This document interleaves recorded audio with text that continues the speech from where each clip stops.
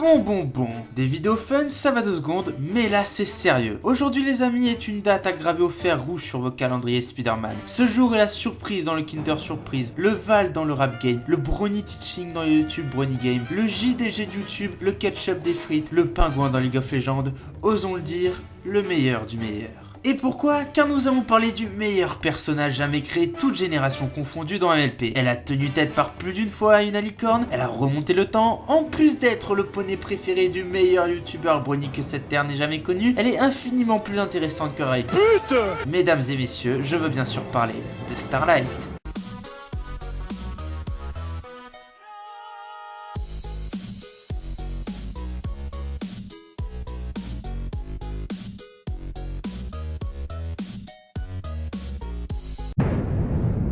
Déjà, Starlight, the fucking Starlight, est au cœur de 4 épisodes de la saison 5, qui sont 2 doubles épisodes, ce qui n'est pas négligeable. Déjà, dans le premier double épisode, c'est de là, elle envoie déjà une chanson qui est, ma foi, très la qualité. Oui, c'est pas français, ferme-la. Et surtout, elle torture les héroïnes. Attends, je crois que t'as pas bien compris. Elle les torture. Alors, le roi sombra, il a réduit tout un peu pendant l'esclavage, certes, mais c'est un peuple dont on a eu l'occasion de s'attacher à 0 poney. Chrysalis, elle veut se marier avec un prince pour contrôler Equestria, et la jument Séléniaque, je vais contrôler Equestria, craignez-moi. Tu comptes faire comment?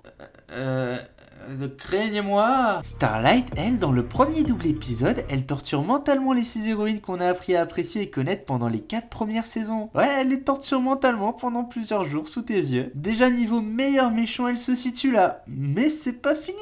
Lors du dernier double épisode, elle fait quoi? Elle décide tout simplement de remonter le temps pour que Rainbow Dash ne fasse pas son arc-en-ciel supersonique, pour éviter que le Main Six se reforme, sans prendre un petit moment pour foutre une raclée à Twilight. Donc déjà la saison 5 a été marquée par la présence de Starlight, mais il nous reste encore 3 saisons à voir. Alors, toute la saison 6 a eu comme fil rouge l'apprentissage de l'amitié par Starlight. Déjà qu'ils l'ont pardonné, et c'est vraiment une grosse leçon d'amitié, parce que pardonner quelqu'un qui t'a torturé, toi et tes amis, pendant des jours, et qui a carrément voulu supprimer ta vie en changeant ta vie par le passé, faut le faire. Bref, toute la saison 6, on l'a su en train de se sociabiliser. On suit ses doutes, ses fails, jusqu'au final de la saison 6 où elle réalise un gros travail sur elle-même et va se faire pardonner par les villageois qu'elle a asservis au début de la saison 5. Tout ça en sauvant Equestria sans une once de magie. On l'oublie ça? On s'en fout? Bah évidemment que non. Mais on arrive à la saison 7 et là ça devient intéressant. Même si les 2 saisons qui précèdent la saison 7 sont importantes pour le développement de Starlight, la saison 7 est la plus importante à mon sens. Pour moi, et c'est un avis subjectif, Starlight n'est plus le fil rouge de la série. Non, elle porte carrément la série. Déjà, elle a 2 épisodes en début de série où elle est le personnage central. Enfin, le premier, je vous l'accorde, c'est plus Twilight, mais elle a un problème avec Starlight, ça tourne toujours autour de Starlight. Twilight se demande bien ce qu'elle va pouvoir faire de Starlight, vu que cette dernière a appris tout ce qui concernait l'amitié. En une saison, en une putain de saison. Toi, Sparkle, elle a dû l'apprendre en 3 saisons, et encore elle continue d'en apprendre, même si j'avoue c'est plus un besoin scénaristique pour les leçons d'amitié. Le deuxième épisode est centré sur Starlight qui a fait une connerie mais qui apporte une très belle leçon d'amitié à la fin de l'épisode. Que dire d'autre? Ah oui, elle résout un problème entre les 2 princesses majeures de Equestria, un épisode, rien que ça. Elle résout le problème des changelins, un seul épisode encore une fois. Bon, avec Trixie certes, mais ça compte quand même. Twilight, t'es où? Twilight, je te vois plus dans la série, t'étais passé où? Twilight, tu commences à nous faire peur là, reviens.